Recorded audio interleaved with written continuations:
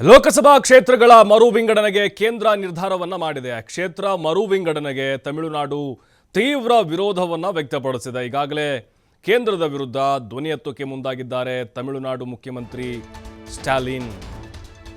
ನೋಡಿ, ಈ ಒಂದು ನಿರ್ಧಾರ ಇದೆಯಲ್ವಾ, ಇದು ದಕ್ಷಿಣದ ರಾಜ್ಯಗಳಿಗೆ ಹೊಡೆತ ಕೊಡುತ್ತೆ. ಕ್ಷೇತ್ರವನ್ನ ಮರು ವಿಂಗಡಣೆ ಮಾಡುವುದು. ಸ್ಟಾಲಿನ್ ಇದರ ಬಗ್ಗೆ ಮೊಟ್ಟ ಮೊದಲ ಬಾರಿಗೆ ಧ್ವನಿ ಎತ್ತಿದ್ದಾರೆ. ಕೇಂದ್ರ ಸರ್ಕಾರದ ವಿರುದ್ಧ ಕರೆ ಕೊಟ್ಟಿದ್ದಾರೆ. ಈಗ ಅವರು ದಕ್ಷಿಣ ಭಾರತದ ರಾಜ್ಯಗಳಿಗೆ ಮಾರ್ಚ್ 22ರಂದು ಸಭೆಯನ್ನು ಕರೆದಿದ್ದಾರೆ ಸ್ಟಾಲಿನ್. ಚೆನ್ನೈನಲ್ಲಿ ಈ ಸಭೆ ನಡೆಯುತ್ತೆ. ದಕ್ಷಿಣದ ರಾಜ್ಯಗಳ ಸಿಎಂಗಳಿಗೆ ಆಹ್ವಾನವನ್ನು ಕೊಟ್ಟಿದ್ದಾರೆ. ಸಭೆಗೆ ಆಗಮಿಸುವಂತೆ ಸಿಎಂ ಸಿದ್ದರಾಮಯ್ಯಗೆ ಈಗ ಪತ್ರವನ್ನು ಬರೆದಿದ್ದಾರೆ. ಸಭೆಗೆ ಹೋಗಬೇಕಾ ಬೇಡವಾ ಎಂಬ ಚಿಂತನೆ ಕೂಡ ಇದೆ. ಈಗ ಹೋದ್ರೆ ಏನಾಗುತ್ತೆ, ಹೋಗದಿದ್ರೆ ಏನಾಗುತ್ತೆ, ಹೈಕಮಾಂಡ್ ಗಮನಕ್ಕೆ ತಂದಿದ್ದಾರೆ ಸಿದ್ದರಾಮಯ್ಯನವರು. ಅವರ ಮಾರ್ಗದರ್ಶನದಂತೆ ಹೋಗಂದ್ರೆ ಹೋಗೋದು, ಇಲ್ಲಾಂದ್ರೆ ಇಲ್ಲ. ವರಿಷ್ಠರಿಂದ ಸೂಚನೆ ಬಂದರೆ ಸಭೆಯಲ್ಲಿ ಸಿಎಂ ಡಿಸಿಎಂ ಭಾಗಿಯಾಗ್ತಾರೆ. ಈ ಬಗ್ಗೆ ಶಾಸಕಾಂಗ ಪಕ್ಷದ ಸಭೆಯಲ್ಲಿ ಮಾಹಿತಿ ನೀಡಿದ್ದಾರೆ ಡಿಸಿಎಂ.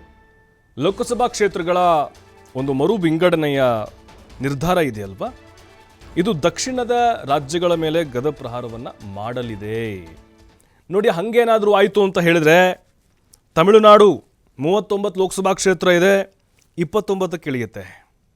ನೋಡಿ, ಕರ್ನಾಟಕ ನಮ್ಮದು 28 ಇದೆ, 26ಕ್ಕೆ ಬರುತ್ತೆ. 2 ಕಳ್ಕೊಳ್ತೀವಿ ನಾವು. ಹಾಗೆ ಆಂಧ್ರ ತೆಲಂಗಾಣ ಸೇರಿ 5 ಮೈನಸ್ ಆಗುತ್ತೆ. ಕೇರಳವು ಕೂಡ 5. ಹೀಗೆ ದಕ್ಷಿಣ ಭಾರತದ ರಾಜ್ಯಗಳ ಲೋಕಸಭಾ ಕ್ಷೇತ್ರಗಳ ಮೇಲೆ BJP ಹಿಡಿತವನ್ನು ಸಾಧಿಸಲಿಕ್ಕೆ ಈ ರೀತಿಯ ಹುನ್ನಾರವನ್ನು ಮಾಡ್ತಿದೆ ಅನ್ನುವಂಥ ಆರೋಪ ಈಗ ಸ್ಟಾಲಿನ್ ಮಾಡಿದ್ದಾರೆ. ಸಾಕಷ್ಟು ನಾಯಕರು ಕೂಡ ಮಾಡ್ತಾ ಇದ್ದಾರೆ. ಆದರೆ ಉತ್ತರ ಭಾರತದ ರಾಜ್ಯಗಳಲ್ಲಿ ಇಷ್ಟು ಸ್ಥಾನಗಳ ಕಡಿತ ಮಾಡುವಂಥ ಉದ್ದೇಶ ಇಲ್ಲ. ಹಾಗಾಗಿ ಈಗ ಮುಖ್ಯಮಂತ್ರಿಗಳು ಆ ಸಭೆಯಲ್ಲಿ ಭಾಗಿಯಾಗಬೇಕಾ ಬೇಡವಾ ಅನ್ನೋದ್ರ ಬಗ್ಗೆ ಇನ್ನೂ ನಿರ್ಧಾರಕ್ಕೆ ಬಂದಿಲ್ಲ. ಮತ್ತಷ್ಟು ಮಾಹಿತಿ ಶಿವಕುಮಾರ್ ಹೇಳ್ತಾರೆ. ಶಿವಕುಮಾರ್, ಈಗ ಕೇಂದ್ರದ ಲೋಕಸಭಾ ಕ್ಷೇತ್ರ ಪುನರ್ ವಿಂಗಡಣೆಗೆ ಸಂಬಂಧಪಟ್ಟಂತೆ ನೋಡ್ತಾ ಇದ್ದೀವಿ, ಪರ ವಿರೋಧ ಚರ್ಚೆ. ಈಗ ಸ್ಟಾಲಿನ್ ಕರೆದಿರುವಂಥ ಸಭೆಗೆ ಮುಖ್ಯಮಂತ್ರಿಗಳು DCM ಹೋಗ್ತಾರಾ ಇಲ್ವಾ ಅನ್ನೋದು. ಯಾಕಂದರೆ ಇಂಡಿಯಾ ಮೈತ್ರಿಕೂಟ ಮೊದಲಿನ ಹಾಗೆ ಇಲ್ಲ, ಆ ಒಂದು ಬಾಂಧವ್ಯ ಇಲ್ಲ ಅಂಥೇಳಿ ನಾಯಕರುಗಳ ಮಧ್ಯೆ. ಹಾಗಾಗಿ ಇದಕ್ಕೆ ಬೆಂಬಲವಾಗಿ ಇರ್ತಾರಾ ಮುಖ್ಯಮಂತ್ರಿಗಳು ಇಲ್ವಾ ಅಂತ? ಖಂಡಿತ ಪ್ರಭು, ಈಗ ಪ್ರಸಕ್ತ ಸನ್ನಿವೇಶದಲ್ಲಿ ಕೇಂದ್ರ ಸರ್ಕಾರ ಲೋಕಸಭಾ ಕ್ಷೇತ್ರಗಳನ್ನ ಮರು ವಿಂಗಡಣೆ ಮಾಡಬೇಕು ಅನ್ನುವಂತ ನಿರ್ಧಾರಕ್ಕೆ ಬಂದಿದೆ. ಈಗ ಮರು ವಿಂಗಡಣೆಯನ್ನ ಅಂದ್ರೆ ಜನಸಂಖ್ಯೆಯ ಅನುಪಾತಕ್ಕೆ ಅನುಸಾರವಾಗಿ ಮರು ವಿಂಗಡಣೆಯನ್ನ ಮಾಡಿದ್ದೆ ಆದ್ರೆ ಆಗ ದಕ್ಷಿಣ ಭಾರತದ ರಾಜ್ಯಗಳಿಗೆ ಅದರಿಂದ ಹಿನ್ನಡೆಯಾಗತ್ತೆ ಅನ್ನುವಂತ ಆರೋಪಗಳು ಈಗ ಕೇಳಿ ಬರ್ತಾ ಇದೆ. ಅಂದ್ರೆ ಉತ್ತರ ಭಾರತದ ಉತ್ತರ ಪ್ರದೇಶ ಇರ್ಬೋದು, ಬಿಹಾರ, ಹಾಗೆ ಮಧ್ಯಪ್ರದೇಶ, ಈ ರಾಜ್ಯಗಳಲ್ಲಿ ಅತಿ ಹೆಚ್ಚಿನ ಜನಸಂಖ್ಯೆ ಇದೆ. ಜನಸಂಖ್ಯೆಗೆ ಅನುಗುಣವಾಗಿ ಲೋಕಸಭಾ ಕ್ಷೇತ್ರಗಳನ್ನ ಪುನರ್ವಿಂಗಡಣೆ ಮಾಡಿದ್ದೆ ಆದ್ರೆ ಹೆಚ್ಚಿನ ಸೀಟುಗಳು ಆ ಭಾಗಕ್ಕೆ ಹೋಗುತ್ತೆ.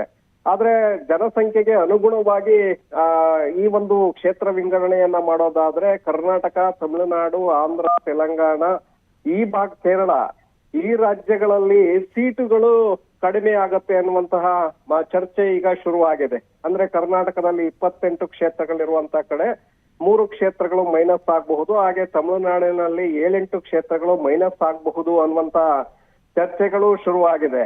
ಈಗಾಗಲೇ ಕೇಂದ್ರ ಸರ್ಕಾರದ ನಾಯಕರು ಕೂಡ ಬಹಳ ಸ್ಪಷ್ಟವಾಗಿ ಪದೇ ಪದೇ ಹೇಳಿಕೆಗಳನ್ನ ಕೊಡ್ತಾ ಇದ್ದಾರೆ. ಯಾವುದೇ ರೀತಿ ಪುನರ್ವಿಂಗಡಣೆ ಮಾಡಿದ್ರು ಕೂಡ ರಾಜ್ಯಗಳಿಗೆ ಯಾವುದೇ ರೀತಿಯಾದಂತಹ ಸಮಸ್ಯೆ ಆಗೋದಿಲ್ಲ. ಅತಿ ಹೆಚ್ಚಿನ ಜನಸಂಖ್ಯೆ ಇರುವಂತಹ ಕಡೆಗಳಲ್ಲಿ ಕೆಲವು ಸೀಟುಗಳು ಏರಿಕೆ ಆಗಬಹುದು ಅನ್ನುವಂತ ಹೇಳಿಕೆಯನ್ನ ಕೊಡ್ತಾ ಇದ್ದಾರೆ. ನಮ್ಮ ರಾಜ್ಯಕ್ಕೆ ಸಂಬಂಧಪಟ್ಟಂತೆ ಪ್ರಹ್ಲಾದ್ ಜೋಶಿ ಅವರು ಕೂಡ ಈಗಾಗಲೇ ಸ್ಪಷ್ಟನೆಯನ್ನ ಕೊಟ್ಟಿದ್ದಾರೆ. ಯಾವುದೇ ಕಾರಣಕ್ಕೂ ಕರ್ನಾಟಕದ ಸೀಟುಗಳ ಸಂಖ್ಯೆ ಕಡಿಮೆ ಆಗೋದಿಲ್ಲ ಅನ್ನುವಂತ ಮಾತನ್ನ ಪದೇ ಪದೇ ಹೇಳ್ತಾ ಇದ್ದಾರೆ. ಇಷ್ಟಾದ್ರೂ ಈಗ ತಮಿಳುನಾಡು ಮುಖ್ಯಮಂತ್ರಿ ಸ್ಟಾಲಿನ್ ಅವರು ಇದ್ರ ಬಗ್ಗೆ ಅನುಮಾನವನ್ನ ವ್ಯಕ್ತಪಡಿಸಿದ್ದಾರೆ. ಈಗಾಗಲೇ ದಕ್ಷಿಣ ಭಾರತದ ರಾಜ್ಯಗಳ ಮುಖ್ಯಮಂತ್ರಿಗಳ ಜೊತೆ ಪತ್ರವನ್ನ ಬರೆದು ಒಂದು ಸಭೆಯನ್ನ ಮಾಡಬೇಕು, ಜಂಟಿ ಸಮಿತಿಯನ್ನ ರಚನೆ ಮಾಡಬೇಕು, ನಾವೆಲ್ಲರೂ ಕೂಡ ಈ ವಿಚಾರದಲ್ಲಿ ಒಗ್ಗಟ್ಟಾಗಿ ಹೋರಾಟವನ್ನ ಮಾಡಬೇಕು ಅನ್ನುವಂತ ಕರೆಯನ್ನ ಕೊಟ್ಟಿದ್ದಾರೆ. ಆದ್ರೆ ಇದಕ್ಕೆ ಎಷ್ಟರ ಮಟ್ಟಿಗೆ ಉಳಿದಿರುವಂತ ರಾಜ್ಯಗಳ ಮುಖ್ಯಮಂತ್ರಿಗಳು ಸಹಕಾರವನ್ನ ಕೊಡ್ತಾರೆ ಅನ್ನುವಂಥದ್ದನ್ನು ಕೂಡ ನೋಡ್ಬೇಕಾಗತ್ತೆ. ಸಮಾನ ಮನಸ್ಕ ರಾಜ್ಯಗಳ ಮುಖ್ಯಮಂತ್ರಿಗಳಿಗೆ ಅವರು ಪತ್ರವನ್ನ ಬರೆದಿದ್ದಾರೆ. ರಾಜ್ಯದ ಮುಖ್ಯಮಂತ್ರಿಗಳಿಗೂ ಕೂಡ ಪತ್ರವನ್ನ ಬರೆದಿದ್ದಾರೆ. 22ರಂದು ಚೆನ್ನೈನಲ್ಲಿ ಅವರು ಸಭೆಯನ್ನ ಕರೆದಿದ್ದಾರೆ. ದಕ್ಷಿಣ ಭಾರತದ ರಾಜ್ಯಗಳ ಮುಖ್ಯಮಂತ್ರಿಗಳ ಸಭೆಯನ್ನ ಕರೆದಿದ್ದಾರೆ. ಆ ಸಭೆಗೆ ಹೋಗಬೇಕಾ ಬೇಡವಾ ಅನ್ನುವಂತಹ ನಿಟ್ಟಿನಲ್ಲಿ ರಾಜ್ಯ ಕಾಂಗ್ರೆಸ್ ನಾಯಕರು ಈಗ ಯೋಚನೆಯನ್ನ ಮಾಡ್ತಾ ಇದ್ದಾರೆ. ಯಾಕಂದ್ರೆ ಕಾಂಗ್ರೆಸ್ ಪಕ್ಷ ರಾಷ್ಟ್ರೀಯ ಪಕ್ಷ ಆಗಿರೋದ್ರಿಂದ ಏಕಾಏಕಿ ಕರ್ನಾಟಕದ ಮುಖ್ಯಮಂತ್ರಿಗಳು ನಿರ್ಧಾರವನ್ನ ತೆಗೆದುಕೊಳ್ಳೋದಕ್ಕೆ ಬರೋದಿಲ್ಲ.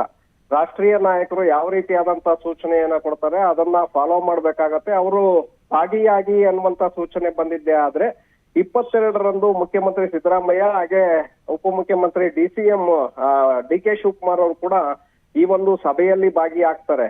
ಇದರ ಬಗ್ಗೆ ನಿನ್ನೆ ನಡೆದಂತ ಶಾಸಕಾಂಗ ಪಕ್ಷದ ಸಭೆಯಲ್ಲಿ DK ಶಿವಕುಮಾರ್ ಶಾಸಕರಿಗೆ ಇದರ ಬಗ್ಗೆ ಮಾಹಿತಿಯನ್ನು ಕೂಡ ಕೊಟ್ಟಿದ್ದಾರೆ. ಯಾಕಂದ್ರೆ ಈ ಒಂದು ಸಭೆಯಲ್ಲಿ ಹೈಕಮಾಂಡ್ ನಿಂದ ಬಂದಿದ್ದೆ ಆದ್ರೆ ನಾವು ಕೂಡ ಇಬ್ಬರು ಭಾಗಿಯಾಗ್ತೇವೆ. ದಕ್ಷಿಣ ಭಾರತದ ರಾಜ್ಯಗಳು ಯಾಕಂದ್ರೆ GST ವಿಚಾರ ಇರ್ಬೋದು, ಬೇರೆ ಬೇರೆ ತೆರಿಗೆ ವಿಚಾರದಲ್ಲಿ ಕೇಂದ್ರ ತಾರತಮ್ಯ ಮಾಡ್ತಾ ಇದೆ ಅನ್ನುವಂತ ವಿಚಾರಗಳಲ್ಲೂ ಕೂಡ ಸಮಾನ ಮನಸ್ಕವಾಗಿ ಒಂದ್ ರೀತಿ ಪ್ರತಿಭಟನೆಗಳನ್ನ ಈಗಾಗಲೇ ಮಾಡ್ತಾ ಇದ್ದೇವೆ. ಆ ಕಾರಣಕ್ಕೆ ಮತ್ತೆ ಇಂಡಿಯಾ ಮೈತ್ರಿಕೂಟದಲ್ಲಿ DMK ಕೂಡ ಇರೋದ್ರಿಂದ ಸಹಜವಾಗಿ ಈ ಸಭೆಯಲ್ಲಿ ಭಾಗವಹಿಸುವಂತ ಒಂದು ಸಾಧ್ಯತೆಗಳು ಕೂಡ ಇದೆ. ಮಲ್ಲಿಕಾರ್ಜುನ್ ಖರ್ಗೆ ಅವರ ಜೊತೆ ಕೂಡ ಸ್ಟಾಲಿನ್ ಅವರು ಮಾತುಕತೆಯನ್ನು ನಡೆಸಿದ್ದಾರೆ ಅನ್ನುವಂತ ಮಾಹಿತಿಗಳಿದೆ. ಹಾಗಾಗಿ 22ರಂದು ನಡೆಯುವಂತ ಸಭೆಯಲ್ಲಿ ಮುಖ್ಯಮಂತ್ರಿಗಳು DK ಶಿವಕುಮಾರ್ ಇಬ್ಬರೂ ಕೂಡ ಭಾಗಿಯಾಗುವಂತ ಸಾಧ್ಯತೆಗಳಿದೆ. ಪ್ರಭು, ಥ್ಯಾಂಕ್ ಯು ಶಿವಕುಮಾರ್ ತಮ್ಮೆಲ್ಲ ಮಾಹಿತಿಗಾಗಿ.